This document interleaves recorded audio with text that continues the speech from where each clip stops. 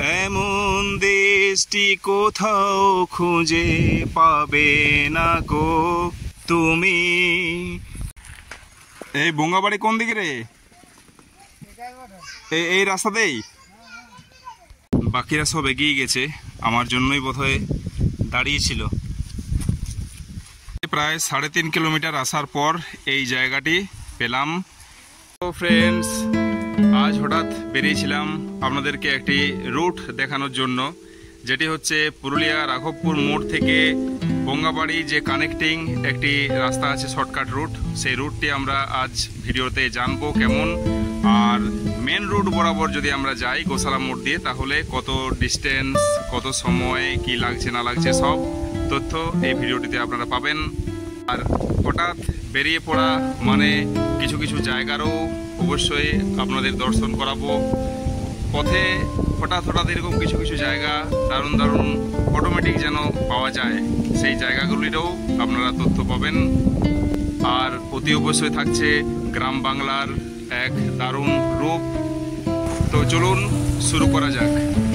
থেকে শুরু করছি, এই যে বাঁকুড়া থেকে আসছে এই রোড, স্টেট হাইওয়ে 60, এই পুরুলিয়া দিকে বাস স্ট্যান্ড দিকে রাঘবপুর মোড়ে আমি এই ট্রিপ কিমি এটাকে 0 করে দিলাম, এই 0। এবার এইখান থেকে রাঘবপুর মোড় থেকে আমাদের জার্নি শুরু। মোড় থেকে জাস্ট 200 মিটার আসার পরে এই রাস্তায় আমরা যাব। ঠিক ওয়েস্ট বেঙ্গল মিনারেল ডেভেলপমেন্টের অপোজিটে এই রাস্তা। 200 মিটার আসার পর এই Purulia to Ranchi railway crossing পার হলাম। এটি শীঘ্রই ডবল লাইন হতে চলেছে। গ্রামের রাঘবপুর গ্রামের এই জায়গাটিতে ঠিক এটি চৌমাথার মোড়। তো এই যে বট গাছটি দেখাচ্ছে, ওই রাস্তা দিয়ে এই দিকে আমরা যাব, এই রাস্তা বরাবর যেটা ডাউনে নামছে। প্রায় 2 কিলোমিটার আসার পর আমরা এই যে ঢালাই রাস্তা, এই ঢালাই রাস্তা বরাবর আমরা এই দিকের রাস্তাটি ধরলাম, বঙ্গাবাড়ি যাওয়ার রাস্তা। আর এই যে সিধা রাস্তাটি, সোজা রাস্তাটি, এটি মণিপুর, রামডি, গোলামারা এই দিকে যাচ্ছে।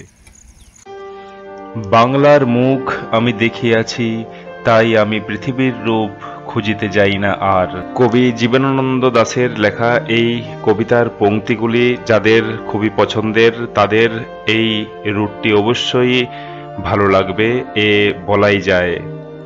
একদিকে কলকোলাহল, যানজট, বড় বড় বিল্ডিং, আর একদিকে শুধুই প্রকৃতি তার অপরূপ সাজে আমাদেরকে যেন হাতছানি জানাচ্ছে এই রাস্তায়।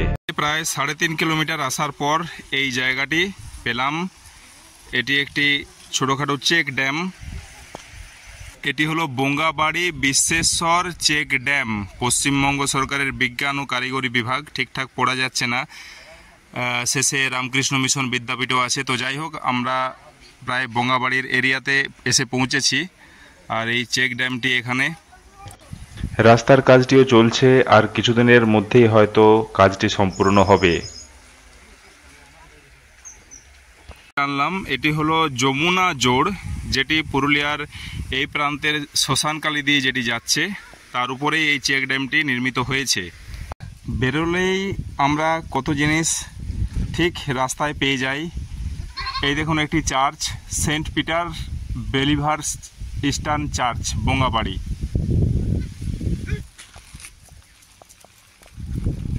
প্রতি রবিবার এটি খোলা হয়।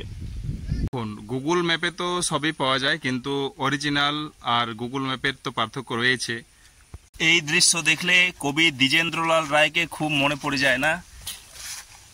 ধানের উপর ঢেউ খেলে যায় বাতাস কাহার দেশে, এমন দেশটি কোথাও খুঁজে পাবে না গো তুমি।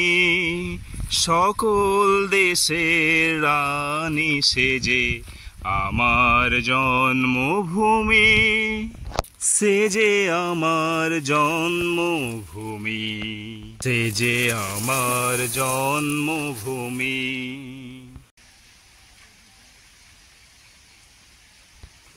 একটি চেক ড্যামের কত সুবিধা।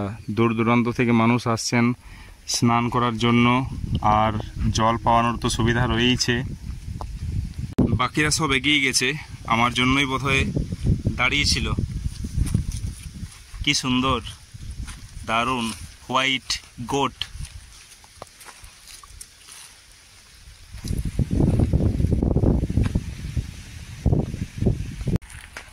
এই বঙ্গাবাড়ি কোন দিকে রে?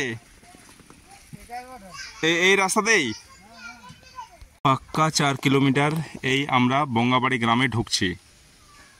একটি দারুণ মন্দির আর তার পাশ দিয়ে এই রাস্তা, এই যে পুকুর রয়েছে, এই রাস্তা দিয়ে আমরা যাব। এখানে একটি হরিবোল মন্দির, আমরা ওইখান থেকে আসছি।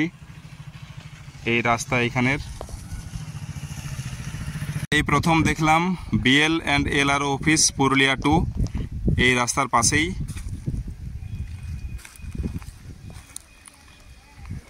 পাক্কা 5 কিলোমিটার আর আমরা পৌঁছে গেলাম এই বঙ্গাবাড়ি মেন রোডে। আর এই রাস্তা দিয়ে এলাম, আর ওই যে মন্দিরটি ছিল বঙ্গাবাড়ি বিশ্বেশ্বর বুড়া বাবা ধাম। আর এই দিকে চলে যাচ্ছে পুরুলিয়া 2 ব্লক আর বঙ্গাবাড়ি নার্সারি। এবার আমাদের এই দিকের পুরুলিয়া টাউন যাওয়ার যাত্রা শুরু।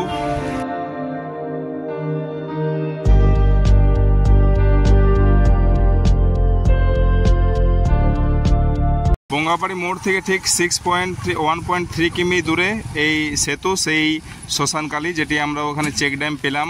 দুর্বল সেতু আগেই স্ট্যাম্প দেওয়া হয়েছিল, আর তার পাশে নির্মীয়মান এই সেতু কাজ চলছে।